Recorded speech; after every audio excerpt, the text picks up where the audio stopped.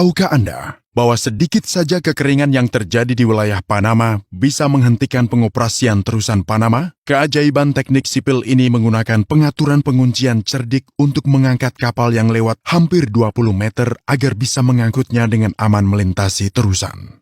Untuk mewujudkan sistem lock terusan yang pintar ini, diperlukan teknologi beton super cepat. Lihatlah T-crane raksasa yang ditemukan oleh para ahli mesin Amerika. Mesin ini dipindahkan dengan lokomotif uap. Dan apa Anda memperhatikan rumah kecil terletak di atas crane? Menariknya, mesin uap yang ada di dalam rumah ini mampu mengangkat ember berisi beton dan juga mengontrol pergerakannya dengan akurat. Mekanisme katrol kabel bertenaga uap ini mengantarkan ember ke tujuannya jauh lebih cepat dibandingkan dengan pengangkutan material manual. Cara menuangkan betonnya juga cukup inovatif. Anda mungkin sudah memperhatikan bagaimana penemuan berusia 100 tahun ini mampu menggerakkan ember beton ke 3 arah. Amerika menciptakan lebih banyak mesin luar biasa untuk menyelesaikan proyek terusan Panama dengan sukses. Namun pertanyaannya, mengapa proyek terusan ini begitu penting? Jika Anda bisa menghubungkan Samudra Atlantik dan Pasifik melalui air, kapal bisa menghemat jarak tempuh 20.000 kilometer. Lokasi terbaik untuk mencapai impian sebuah terusan adalah wilayah sempit di negara Panama. Panama adalah negara menakjubkan dengan medan yang sangat terjal. Penampang tanah ini buktinya. Solusi yang paling jelas adalah dengan menggali semua, membiarkan lautan di kedua sisi mengalir masuk dan kemudian terhubung, sehingga kapal bisa melanjutkan berlayar.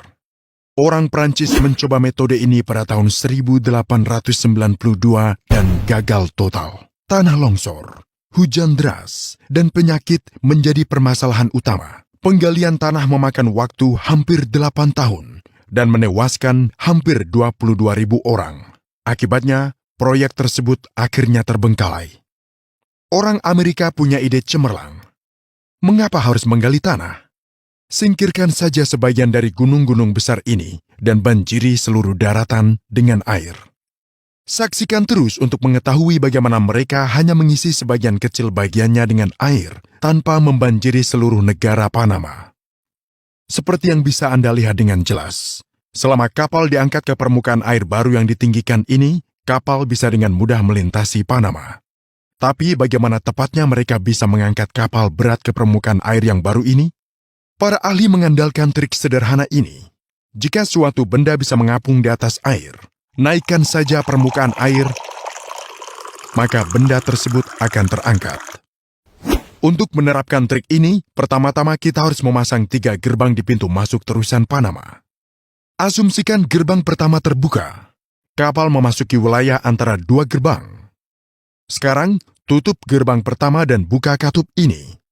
Air dari ruang kedua dikeluarkan, otomatis ketinggian air dan kapal akan naik. Setelah ketinggian air sama, buka gerbang kedua agar kapal dapat dengan mudah memasuki ruang berikutnya. Sekarang, tutup gerbang kedua dan lakukan 1 kali perataan air lagi. Setelah beberapa kali permukaan air naik, kapal kini dapat memasuki platform air yang ditinggikan dengan mudah. Semudah itu saja. Dan kapal bisa melanjutkan perjalanan panjangnya melalui jalan pintas fantastis Panama. Ketika kapal sudah sampai di ujung terusan, maka harus diturunkan lagi ke permukaan laut. Untuk melakukan hal ini, cukup lakukan teknik meratakan air yang sama dengan urutan yang berlawanan. Kapal telah diturunkan ke permukaan laut.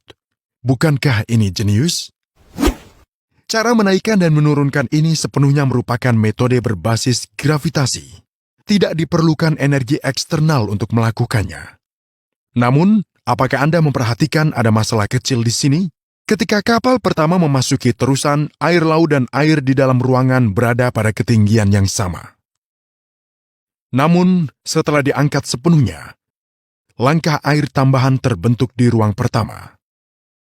Air berlebih ini harus dibuang ke laut agar kapal berikutnya bisa memasuki ruang tersebut.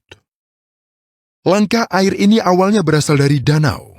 Oleh karena itu, seiring berlalunya setiap kapal, Danau Gatun kehilangan air. Tanpa memperbaiki masalah ini, Danau Gatun pada akhirnya akan mengering dan pengoperasian terusan Panama akan terhenti. Untungnya, hal ini tidak terjadi. Danau Gatun disuplai oleh Sungai Chagres yang airnya berasal dari curah hujan lokal di Provinsi Panama. Selama curah hujan cukup, kehilangan air yang terjadi pada setiap penyeberangan kapal bisa dengan mudah dilakukan. Namun, sebuah kejadian menakutkan terjadi pada tahun 2019 baru-baru ini. Kekeringan terusan Panama. Ketinggian air di Panama menjadi terlalu rendah akibat kekeringan. Beberapa pengiriman barang terpaksa membatasi jumlah muatan agar bisa melewati jalur air dengan aman. Tahun berikutnya, curah hujan mulai mencukupi dan terusan kembali berfungsi optimal. Sekarang, mari kita jawab pertanyaan besarnya. Bagaimana kita bisa membanjiri wilayah Panama ini? Untuk melakukannya, kita harus membangun bendungan terlebih dahulu. Aliran air dari Sungai Chagres akan terakumulasi di wilayah bendungan. Perairan yang baru terbentuk di setiap Danau Gatun, salah satu danau buatan terbesar. Cukup dengan mengontrol ketinggian bendungan atau ketinggian permukaan air, kita bisa mencapai tingkat air yang berbeda-beda. Sayangnya, tidak ada cara untuk membanjiri wilayah ini saja. Jika Anda mencoba membanjiri seluruh penyeberangan, hampir seluruh negara Panama akan terendam air. Karena itu, para ahli teknik Amerika memutuskan menghentikan pembanjiran pada tingkat ini. Hampir 2/3 daratan terendam banjir dan hanya sebagian kecil yang di atas permukaan air. Sekarang, dimulailah tantangan sesungguhnya. Penggalian wilayah tak tergenang sepanjang 15 km atau pembentukan galian Culebra. Seluruh tujuannya adalah untuk menghubungkan bendungan dan laut. Lihatlah mesin-mesin raksasa yang dikenal sebagai track shifter, dirt spreader, dan unloader. Menariknya, semua diciptakan untuk satu tujuan tertentu, membentuk galian Culebra dengan menggali tanah dan menghubungkan lautan. Raja mesin konstruksi terusan Panama adalah sekop uap yang dibuat oleh Bucyrus. Untuk menyelesaikan mega proyek ini, digunakan 70 sekop uap.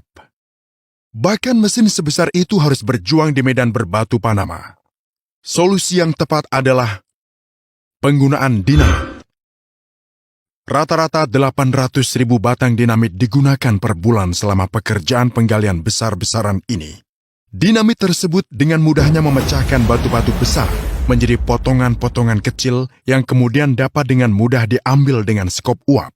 Satu skop bisa memindahkan 2 ton tanah. Cara pembuangan tanah ke dalam kereta sungguh asyik untuk ditonton. Lihatlah sumber tenaga mesin raksasa ini. Mesin uap. Cara mesin uap mengendalikan mesin ini adalah contoh klasik inovasi luar biasa di awal abad ke-20. Para ahli teknik memutar boom menggunakan dudukan dengan tali di sekelilingnya. Dipper stick mampu bergerak ke sana kemari berkat susunan roda gigi ini. Dipper stick juga bisa berputar karena susunan katrol rantai ini. Ketika bucket sudah siap membuang material, operator crane cukup menarik kaitnya. Wagon yang kini dipenuhi tanah bisa mulai menuju tempat pembuangan. Ternyata, mengosongkan tanah dari 20 wagon lebih ini saja sudah merupakan tantangan besar. Dengan menggunakan eksperimen, mari kita lihat bagaimana orang Amerika mengatasi masalah ini. Bentuk sederhana ini memecahkan masalah besar dalam unloader. Mari kita lihat aksinya. Saya sedang memindahkan bagian unloader. Anda bisa melihat semua potongan logam berjatuhan ke arah ini. Keren sekali. Animasi ini menunjukkan detil mesin pembuangan tanah otomatis. Ketika winch bertenaga uap ini berputar, ia menarik unloader ke arahnya. Akibatnya, tanah terbuang dari tepi wagon yang terbuka. Mari kita lihat operasi bongkar dari sudut lain. Gunungan tanah di sisi rel tidak memungkinkan adanya pembuangan lagi ketika wagon berisi material berikutnya tiba. Untuk meratakan gunung-gunung ini, Amerika menciptakan mesin lain, dirt spreader. Dirt spreader memiliki sayap baja yang bisa memanjang 11-13 kaki dari rel di kedua sisinya. Pengoperasian mesin ini sangat menyenangkan untuk ditonton. Anda bisa melihat betapa mudahnya mesin ini menyingkirkan tanah dan meratakan gunungan. Setelah tanggul cukup lebar, para ahli yang cerdik memindahkan jalur ke permukaan datar yang baru. Untuk menggeser lintasan, para ahli menemukan dan menggunakan mesin jenius lain yang disebut track shifter. Track shifter memiliki kren kecil namun berguna yang digerakkan oleh lokomotif. Para pekerja sedang menghubungkan lintasan dengan track shifter. Langkah pertama dalam operasi ini adalah mengangkat lintasan dari tanah. Hal ini dilakukan dengan bantuan kuk rantai dan pengaturan boom atas. Anda sekarang mungkin bertanya-tanya bagaimana rel baja bisa ditekuk seperti ini. Hal ini bisa terjadi karena penggunaan jenis rel baja fleksibel khusus. Sekarang, boom bawah berbelok ke satu sisi dan lintasan bergeser. Dengan cara ini, sebagian besar lintasan dapat dipindahkan tanpa harus membongkar dan membangun kembali lintasan tersebut.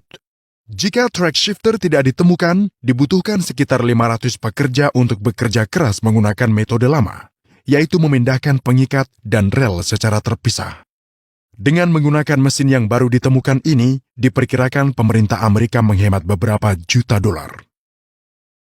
Sekarang, saatnya melihat dengan menggunakan mesin ini, bagaimana para ahli membentuk galian Culebra. Galian Culebra adalah pelajaran teknik yang penting bagi ahli sipil di seluruh dunia. Misalkan penggalian dilakukan di daerah non-pegunungan. Inilah yang menurut orang Prancis sudah cukup untuk digali. Namun, hampir 3 kali tanah lebih banyak yang harus disingkirkan. Bahkan orang Amerika pun tidak bisa membayangkan perlunya menyingkirkan tanah dalam jumlah besar. Penyebabnya adalah tanah longsor. Semua material mempunyai sudut diam. Sudut diam yang diperlukan untuk wilayah Culebra cukup rendah untuk mencapai galian yang stabil. Setelah bertahun-tahun penyingkiran tanah, galian Culebra hampir siap. Tantangan terakhir yang tersisa adalah bagian tinggi yang disebut Tanggul Gamboa. Seperti yang mungkin Anda duga sekarang, orang Amerika mengatasi masalah ini dengan penuh gaya. Pada tanggal 10 Oktober 1913, Presiden Amerika Woodrow Wilson menekan tombol yang mengirimkan sinyal ke 7.000 kg dinamit yang terletak 6.000 km jauhnya di Tanggul Gamboa di Panama. Para ahli telah menyiapkan jaringan kabel listrik yang panjang, sebagian besar di bawah laut untuk mentransfer sinyal presiden ke Panama. Setelah menekan tombol, sinyal membutuhkan waktu 4 detik untuk mencapai tujuannya. Di sana terjadi percikan api dan ledakan besar, meninggalkan celah sejauh 60 kaki di Tanggul Gamboa. Air di Danau Gatun langsung mengalir deras ke galian Culebra. Akhirnya Samudra Atlantik dan Pasifik bertemu untuk pertama kalinya. Momen bersejarah ini tidak hanya menjadi kebanggaan besar bagi Amerika, namun seluruh dunia ikut merayakan momen bersejarah tersebut. Dengan menggunakan dasar-dasar dan teknologi yang telah kita pelajari sejauh ini, mari kita tinjau semua detail transit kapal melintasi terusan Panama. Ketika kapal barang mendekati ruang lok terusan, baling-baling kapal harus dimatikan. Kapal kini akan digerakkan oleh 2 kapal tunda tersebut. Tidak ada kapal yang diperbolehkan melewati ruang lok dengan kekuatannya sendiri. Lihat bagaimana kapal sejajar sempurna dengan gerbang terusan, berkat dorongan ke samping dari perahu-perahu ini. Sesaat sebelum kapal memasuki ruang lok, pekerja terusan menambatkannya ke 4 lokomotif listrik yang disebut mules. Mereka melakukan perjalanan di kedua sisi dinding lok di jalur rel tegangan tinggi. Lokomotif ini memandu kapal dengan hati-hati agar tidak menabrak dinding lok. Kapal tersebut kini sedang menjalani beberapa operasi pendakian tangga air. Lok terusan Panama dirancang dengan sangat baik sehingga kapal besar masa kini dapat dengan aman melewatinya, meski hanya dengan sisa beberapa inci. Setelah menaiki anak tangga air terakhir, kapal mencapai galian Culebra yang terkenal. Anda tahu apa yang terjadi setelah penggalian Culebra? Danau Gatun. Sambil berlayar melintasi danau, penumpang bisa menikmati keindahan pemandangan Panama. Setelah kapal mencapai ujung galian, kapal diturunkan menggunakan metode langkah air terbalik.